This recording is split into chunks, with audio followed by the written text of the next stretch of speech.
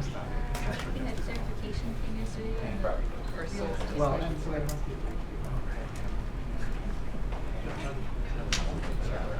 over.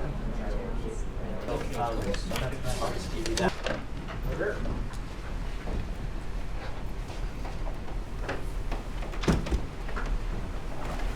Hearing is now resumed. Good morning, Mr. Commissioner. For the record, Brian Wallace, Commission Counsel, and with me is Lara Tesoro. One housekeeping matter.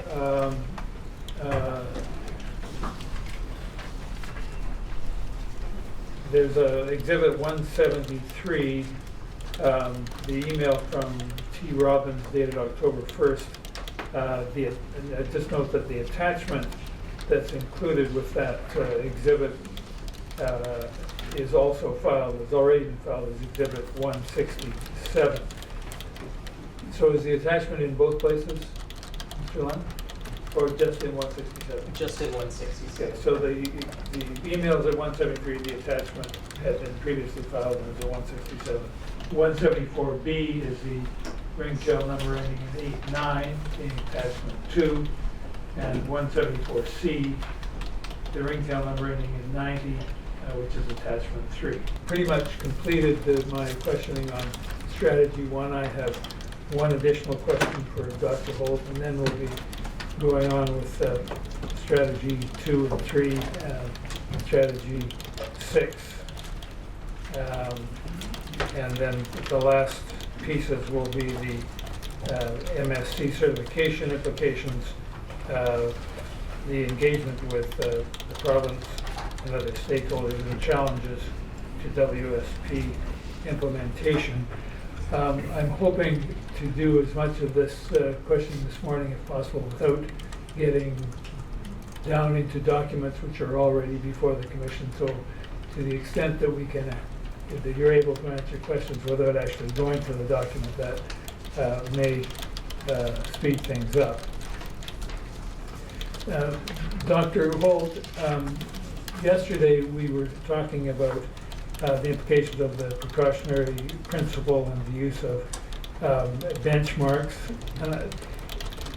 And we also discussed at some length the paper that is currently under review. And I'm wondering whether you're aware if there has been any management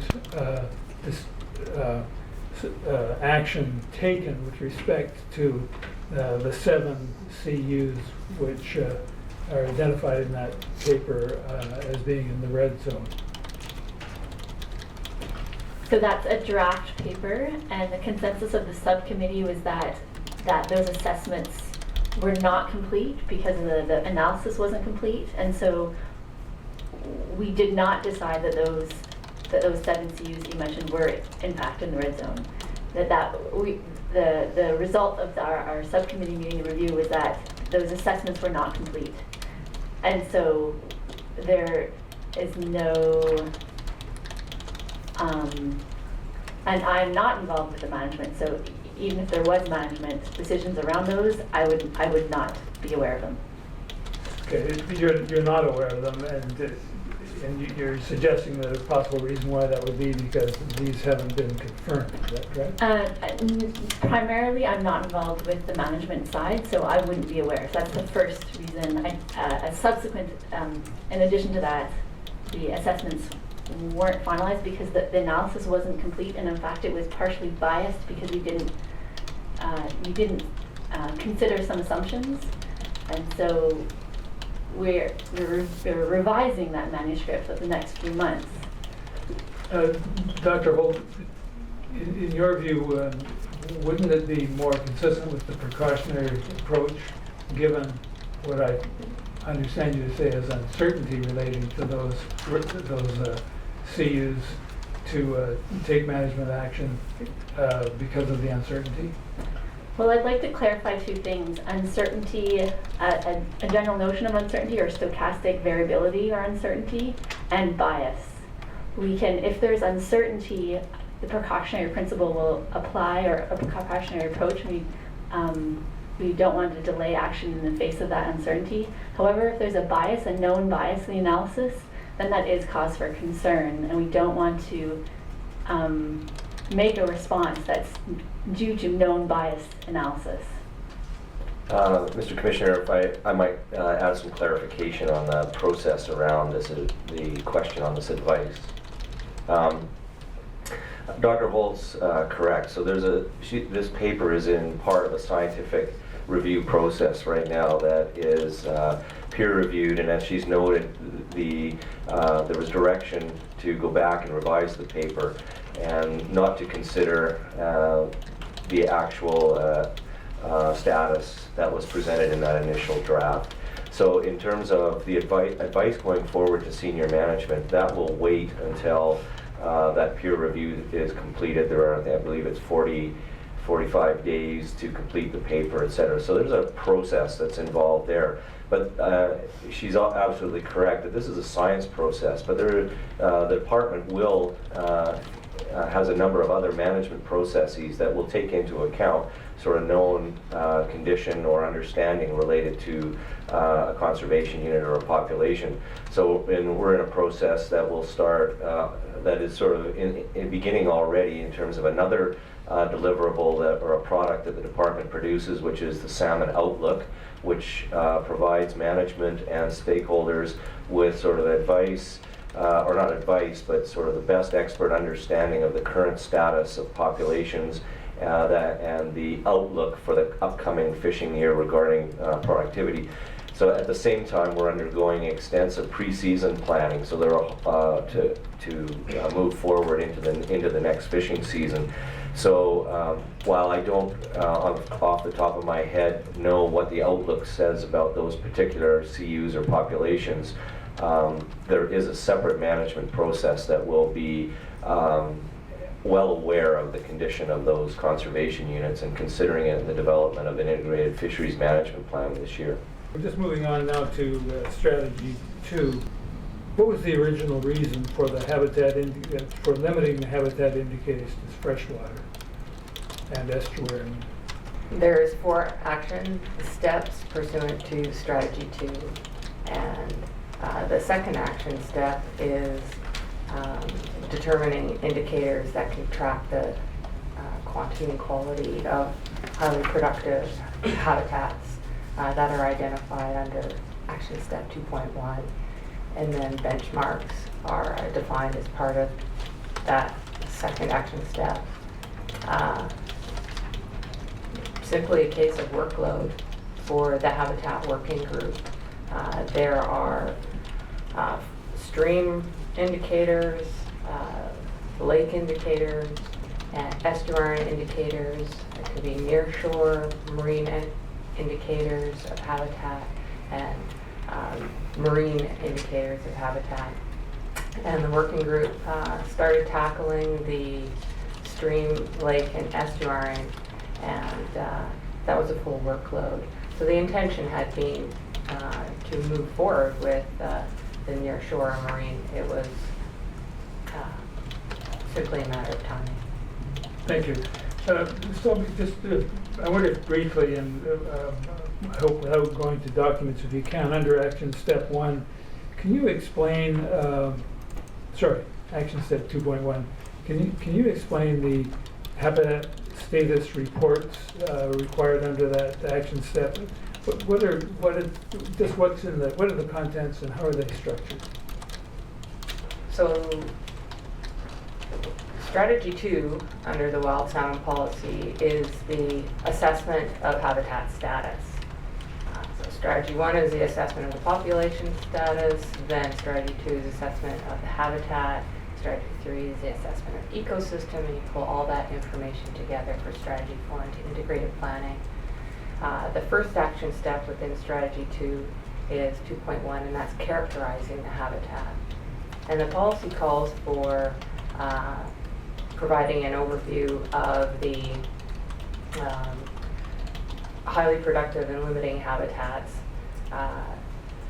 that produce salmon, where the major threats are, and the highly productive and limiting language, there's various ways that that is described within the policy, and we can certainly pull the policy up.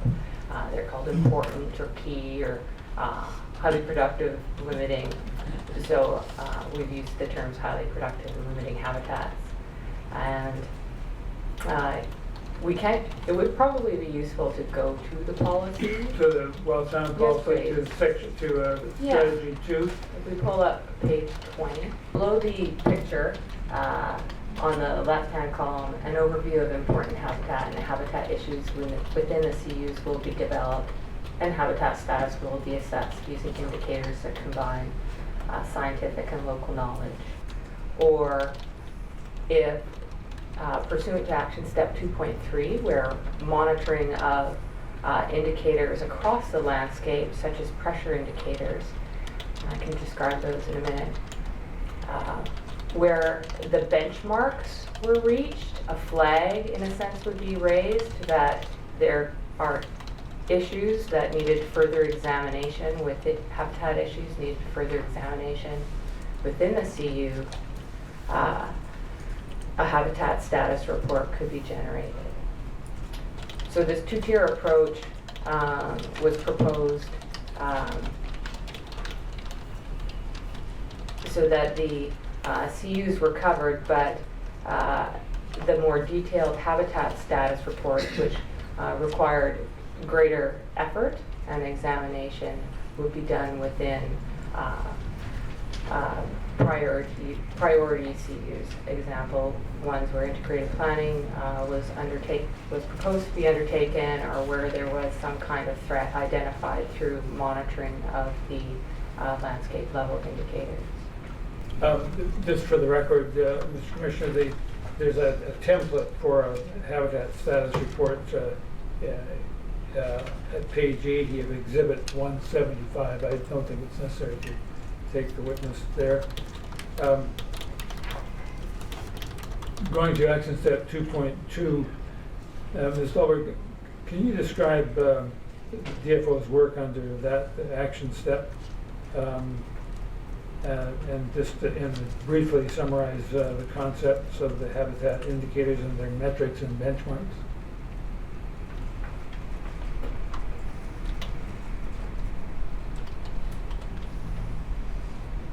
There was quite a bit of work undertaken pursuant to action step 2.2.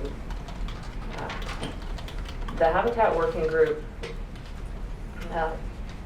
conducted, there were a number of steps in determining the suite of indicators, the proposed suite of indicators, their metrics and benchmarks.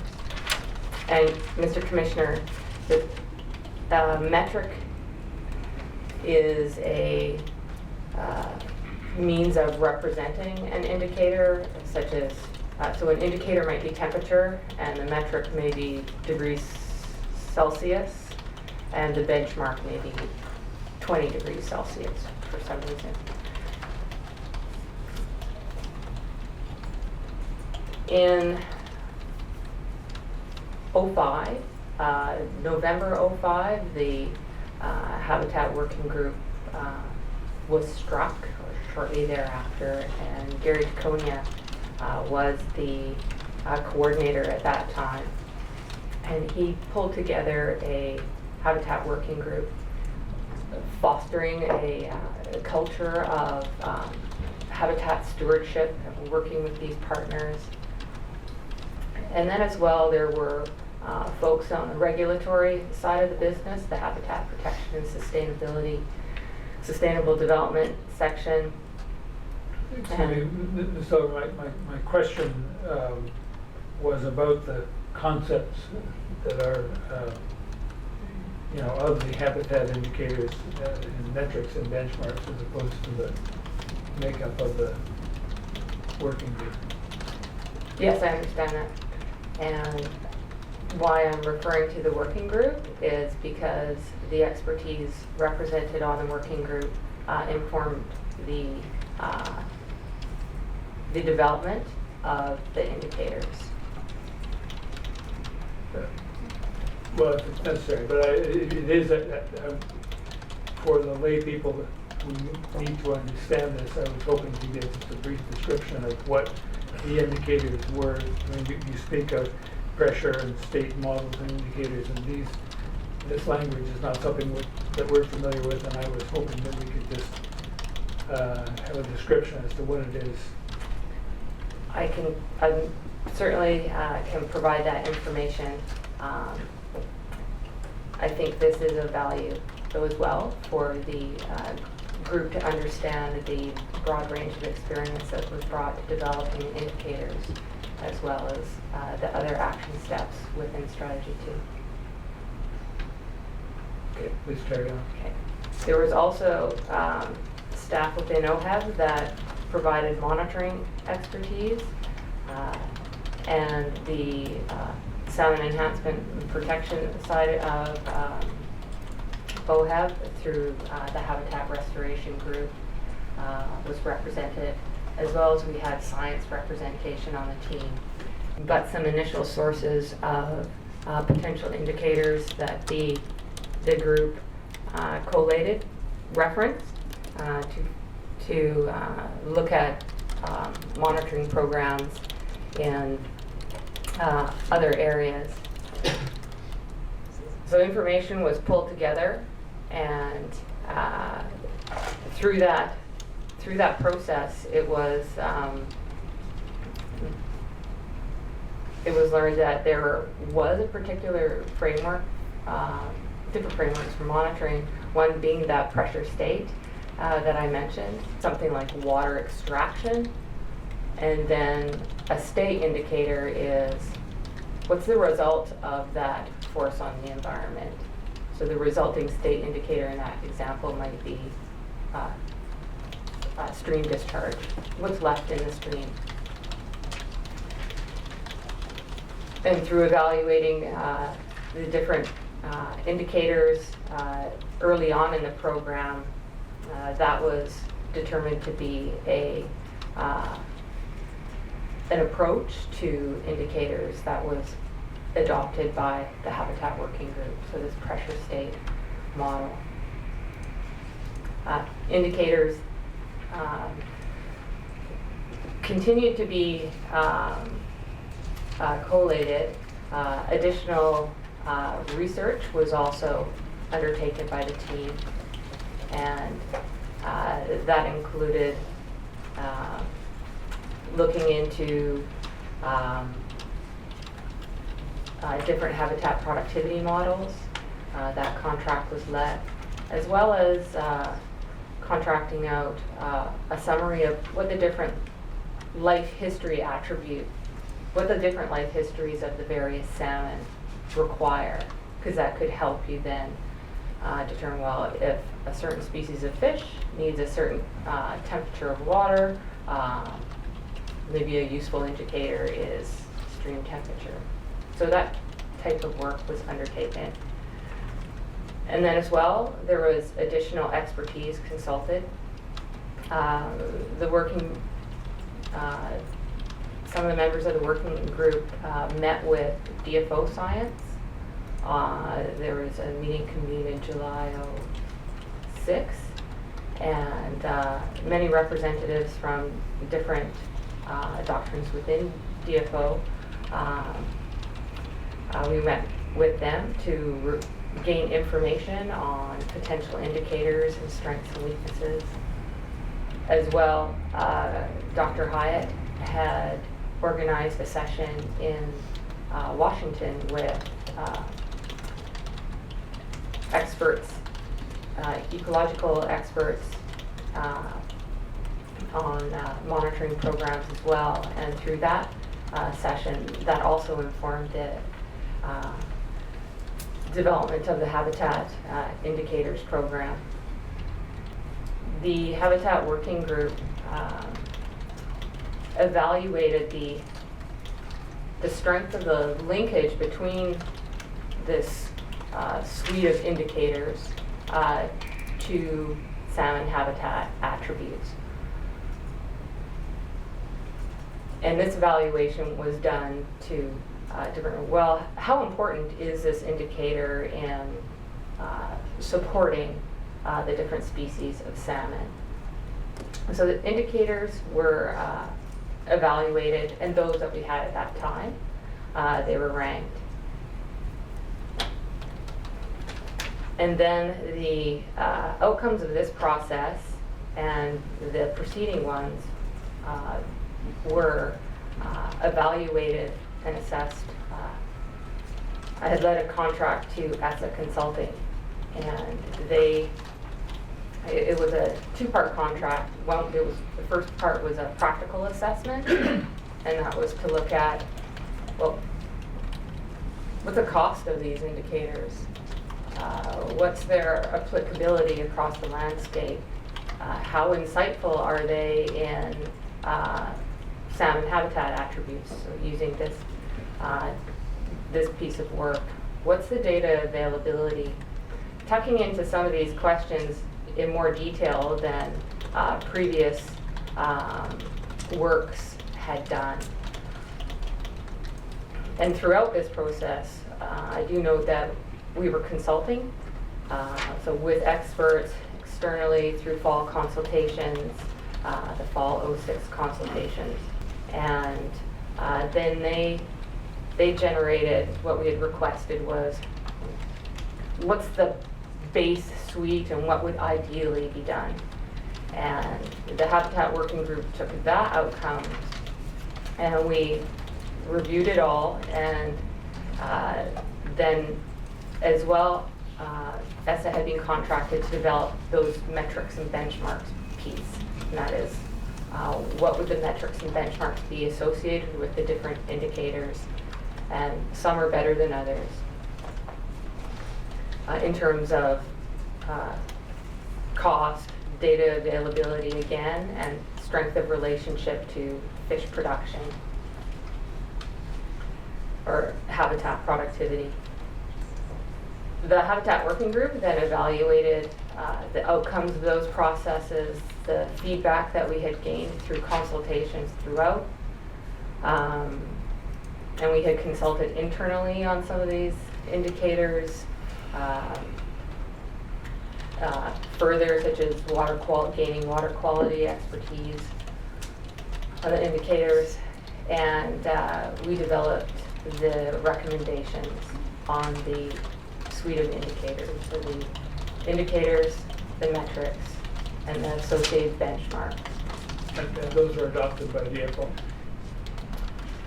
That then went through a peer review process, and there was some changes to the recommendations. So there was at the presentation, Dr. Irvine had suggested that the biotic indicators, such as invertebrates, would be better placed under Strategy 3, the ecosystem indicators. So the report was modified to reflect that. And the report was adopted by with those recommendations in mind at the peer review process.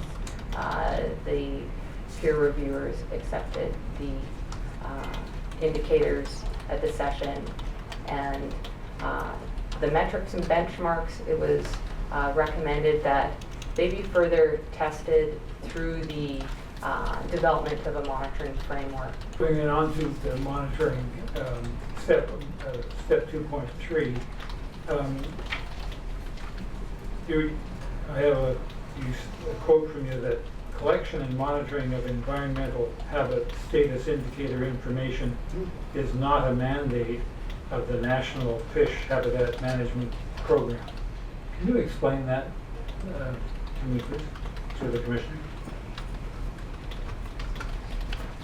I'm wondering if there is a reference that we can pull. Well, in the September 23rd, 2006 or 208 deck, it's mentioned in the ops deck, and then in a Page 4, I think, of that. Thank you. and then in a presentation to Ian Matheson. Senator Ms. Felder may be asked about the statement that quote, collection and monitoring of environmental habitat status indicator information is not a mandate of the National Fish Habitat Management Program. That's correct. And can you explain that? But that, I don't know, what is the significance of that? The significance is that the National Habitat Management Program, the mandate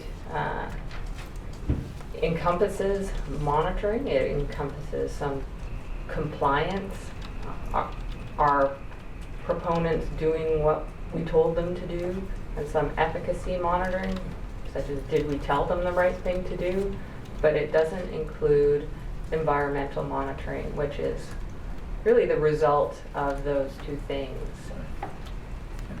So it's basically a compliance program.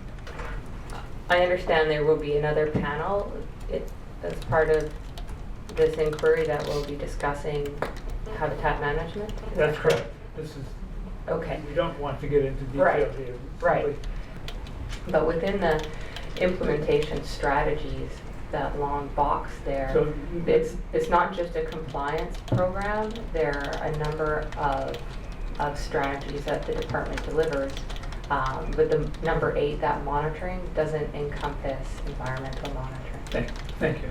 One of the issues that arises, I understand, under the linkages on integrating data systems for watershed management is the WSP web mapping application. Can you explain that just briefly to us?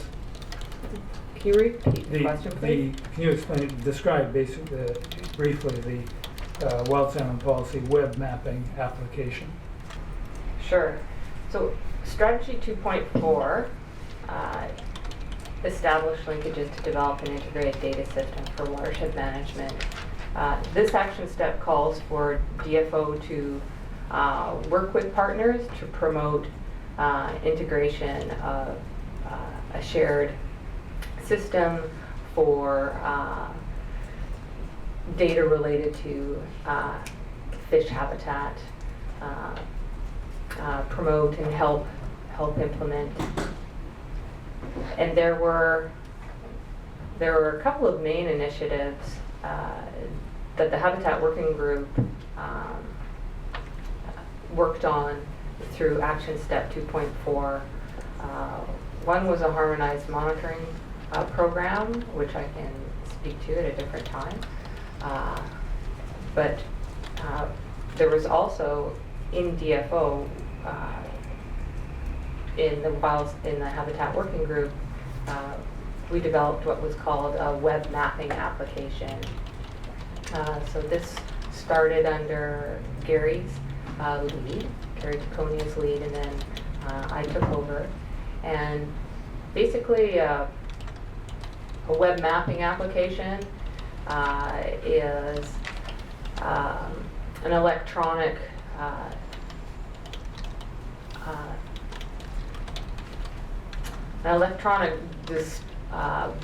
well, it's a box of information that individuals can access, and it can be a portal for gaining information or submitting information into.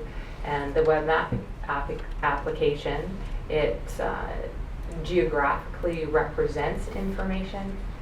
So for example, all of the conservation units that were discussed under strategy 1, those were generated through contract under through the Habitat Working Group, and maps were made, and those were depicted throughout the region. And reports such as the habitat status reports, overview reports, it could be integrated plans. Those can be those are appended to the web mapping application. So it was really it was designed to be a system where it'd be ready access of WSP products. and people could see it on a spatial scale, so they would understand what a CU is and the information associated to it. So it helped with sort of transparency of the system, and plus it's also easier to update, as we talked about the CUs, change boundaries. It's easier to change the boundaries or update reports on electronic versions versus paper copies of reports, so it saves cost. And so there's a sort of efficiency provided as well. And then as well, the web mapping application, it can link into other organizations' data. And that's what it was working to do with this established linkages. So for example, in the beginning of the development of it, or as it went on, we were able to link in with Environment Canada's water quality monitoring. The exhibit one, I don't think we need to go there. Exhibit 151 will demonstrate it was the regional management. Thank you.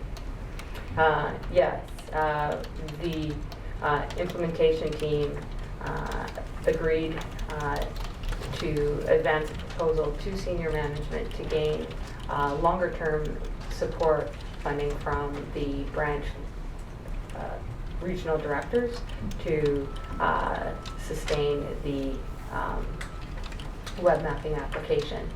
And what was the result?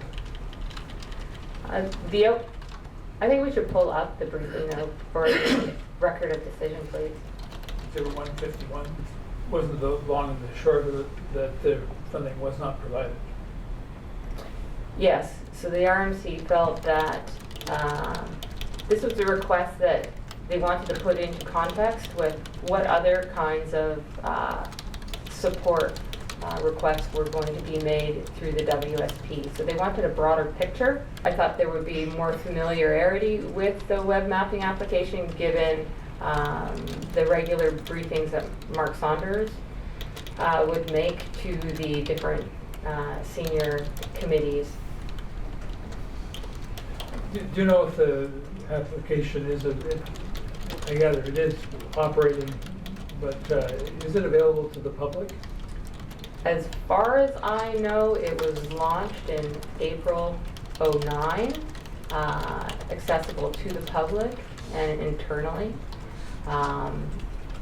There are others that within OHEB that could provide information as to if it's working still. That might be Lisa Wilson in policy.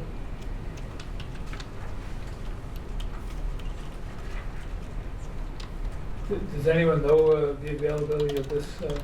Any of the other panels know about the availability of the web mapping? My understanding is it's available to the public, yes.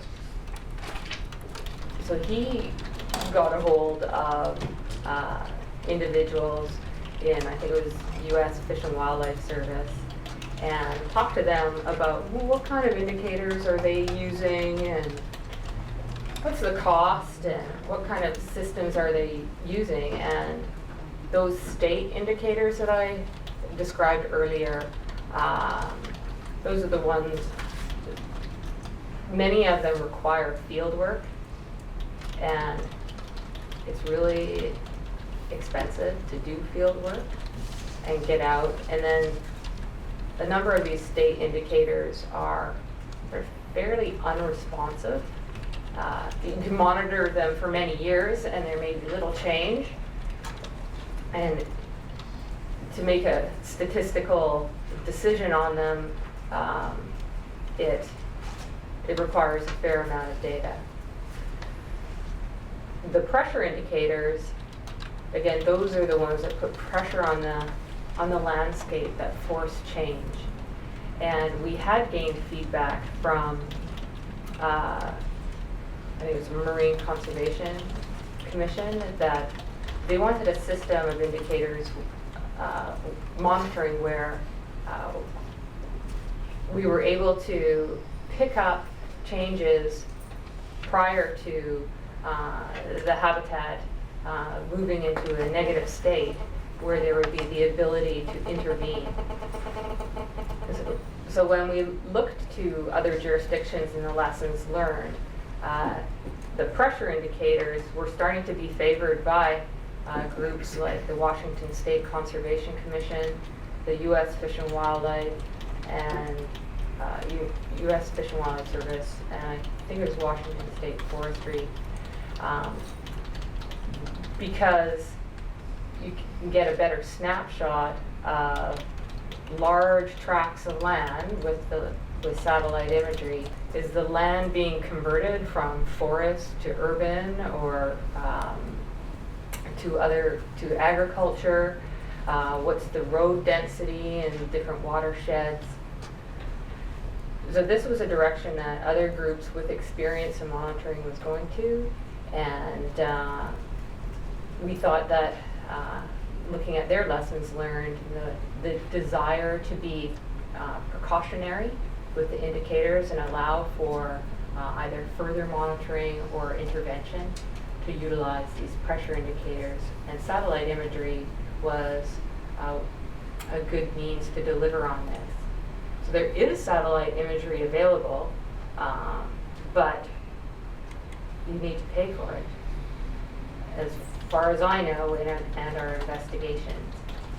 And we did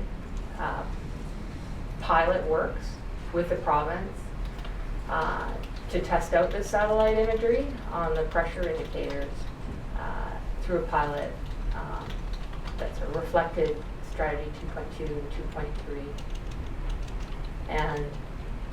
And this was what was called the watershed to generate watershed statistics. And they reflect some of our desired pressure indicators. We didn't have our indicators determined at that time. I think it was late December 06 or early 07 that the MOU was finalized. So we had not gone through the whole review process for the indicators. But one of our feedbacks, again, say from the PFRCC, was do some pilots. Pilot the data availability on indicators and test these systems. So that was also one of the objectives of this MOU. Okay, there's satellite imagery out there. What's the cost? Is it going to give us the resolution that we need? It also tests the relationships with the province. So we ran it we picked the interior Fraser Cove Conservation Unit because that was possibly going to be a site where there was an integrated planning process under Strategy 4. Canada's policy for conservation of wild Pacific salmon, stream, lake, and estuarine habitat indicators. Then we could bring up what the final list is. This is perhaps more information than we need. The question really is, I wanted to have an explanation of what this was. I understand that there was a pilot, but there was a funding issue. I'm looking to you to suggest what would be beneficial by way of this technology. Would it be useful? Is this something which should be funded, is essentially my question. We can come back to the suite of indicators at another time if that is preferable. If I might comment, just as something. I was asking about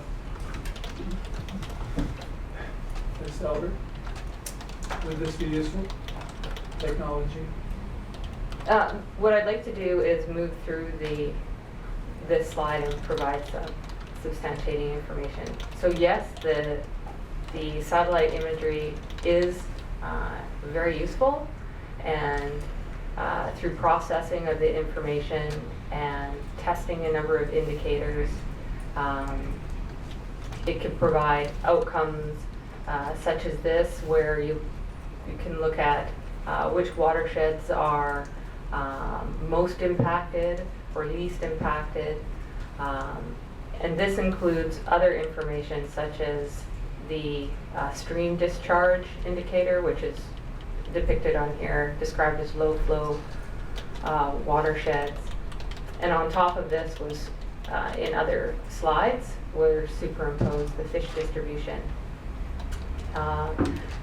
So the outcomes of this were presented to the SEP group, Salmon Enhancement Group, Resource Restoration, and said, well, seeing the outcomes of this, where would you prioritize your work?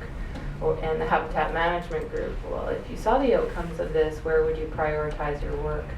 So through this kind of satellite imagery, it helped, plus other indicators that were overlaid on here, it got to the then inputs to management and where they can make their decisions. So it was a pilot that tested a number of sort of requests, investigate data availability, do a pilot, test the cost. The cost of this was $55,000 for the satellite imagery and the processing, and then we needed to contract a GIS expert to help sort all this information and categorize it because it doesn't come this way. So it takes time as well. So it's a useful pilot in that regard. And it wasn't an expensive project. Pardon me? And it's not an expensive project. I would say $55,000 to do this, plus the processing that is expensive, and especially when you think that this is but one conservation unit. Now the information can be applied to other species within that geographic area, but if you had to distribute this across the entire province of BC and the territory of the Yukon, that's an expensive undertaking.